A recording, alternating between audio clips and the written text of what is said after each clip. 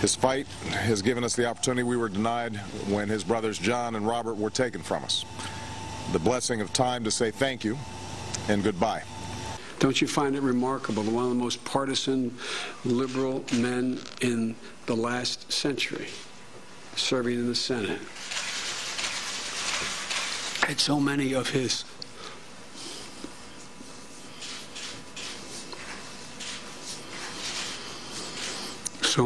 foes embrace him? The president and the vice president reacting to the death of Senator Ted Kennedy, who died at his home in Hyannisport last night, exactly 1 year, almost to the hour, after he delivered a speech at the Democratic National Convention in Denver, the last big speech he would deliver. Let's bring in our panel now. Bill Kristol, editor of the Weekly Standard; Kirsten Powers, columnist of the New York Post; and syndicated columnist Charles Krauthammer. Bill, your thoughts on his life and legacy? That's difficult. My condolences to his family, obviously. I wasn't a big fan of his politics, and I didn't really admire him, so maybe I won't say very much, you know. I mean, in terms of his politics, though, just to get away from the personal stuff, he was a liberal. He didn't change at all in the 47 years that he was in the United States Senate, and some people might regard that as admirable consistency. I frankly would regard that as being blind to reality and refusing to learn from facts. You know, he continued to advocate policies that had long ago been proven, in my view, not to work. And the one thing, leaving again aside his personal life, the one thing I really would not forgive him for was the speech denouncing Robert Bork totally unfairly. He was entitled to oppose Robert Bork when he was nominated for the Supreme Court, but this famous speech in which he made it seem as if Bob Bork was in favor of segregating blacks and discriminating against people was really not a low point in modern American politics. Do you buy the talk today that he was very effective behind closed doors in the Senate to make things happen? He was a good negotiator, and I certainly knew plenty of senators and people in the Bush administration who negotiated with him. He knew when to give in a little bit. He didn't obstinately stick to the absolute straight liberal line, and he kept his word, I think, in political negotiations in the Senate. In that respect, he was a very effective liberal United States senator. Kirsten? Yeah, I mean, and I think that that's something that a lot of people feel is missing in the health care debate, and then there's been a lot of discussion of what the health care debate might have been like without him, if he was able, you know, you have people like Orrin Hatch coming out and saying that they feel that he was somebody who actually could work with Republicans and would find some way to have some consensus versus the way it's being done now. I'm a little skeptical about that, considering the tenor of politics right now and the way things are on the Hill.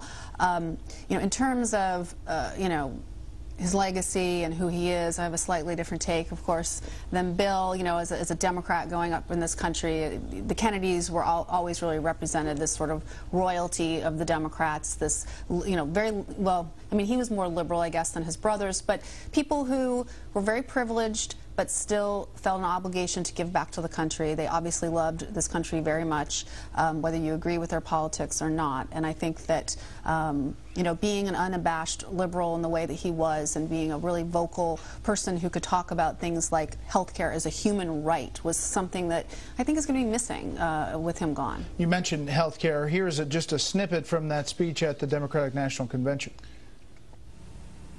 This is the cause of my life, new hope, that we will break the old gridlock and guarantee that every American, north, south, east, west, young, old, will have decent, quality health care as a fundamental right and not a privilege.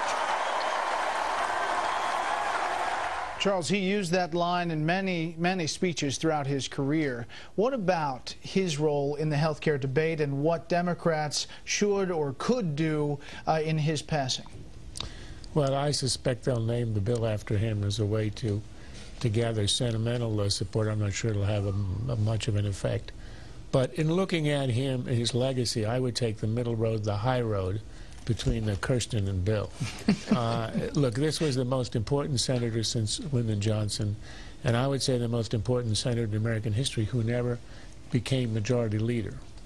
And he was the titular and the de facto head of American liberalism as an ideology. And trying to look at it as a future historian might, I think they might say that his political life marks and heavily influenced the trajectory of American liberalism. In a sense, they might conclude that he was one of its champions, but he took it too far. He overshot. I'll give you two examples. Civil rights, he and his brother Bobby were early, dedicated, and sincere champions, courageous of civil rights. But Teddy took it into affirmative action and reverse discrimination, which were more highly problematic. Secondly was in the social safety net. He was a strong supporter of Social Security, extending it to the disabled, Medicare, children's health. But he took it way into the Great Society, which created a whole culture of dependency, which ironically had to be undone by a moderate Democrat, President Clinton. In that speech that we saw, the most famous he ever gave of "The Dream Will Never Die," that was not a speech given against Reagan or a right-winger. It was given against the moderate Jimmy Carter. And he represented the extreme liberalism in a sense.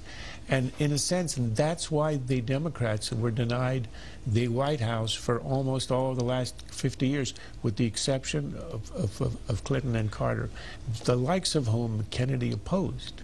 Bill, do you think that old-style politics around personality and relationships is over? In the Senate? No. No. But, you know, Teddy Kennedy also challenged a sitting Democratic president, Jimmy Carter, and I approve of that, since it probably made it easier for Ronald Reagan to beat him. So that was another contribution Ted Kennedy has made to American history. Didn't your former boss, Dan Quayle, work with Ted Kennedy? He did, and look, I mean, I dealt with Senator Kennedy a fair amount, you know, sporadically in those years when I was Dan Quayle's chief of staff, and I did my job, and I dealt with him professionally, and he was professional to me, and he had a real charm. I mean, and if one was just willing to ignore what one knew about his history, his personal history, one could, I think, be quite charmed by him, and in any case, he was pleasant. And I want to say, I do think it was one foreign trip he went on with Air Force 2 with the Vice President to Latin America. And I've got to say, there was a glimpse of that older liberalism there that I very much associate with John Kennedy especially. I was briefing him and the Vice President and others on the trip, and the national security people were briefing him. And I said something, and Senator Kennedy, you may not agree with the administration on this. He said, at least this was 1990 or so, he said, you know, look, we're traveling abroad together. We'll represent the United States together. I'll follow the Vice President's lead. He didn't adhere to that, honestly. I'd say in the next 20 years, he bitterly attacked President Bush over Iraq, quite unfairly, I think. But I've got to say, at that moment, one saw a glimpse of an earlier sort of American politics where there was real bipartisanship in foreign policy. Well, go to FoxNews.com for all the information on Ted Kennedy's life and legacy.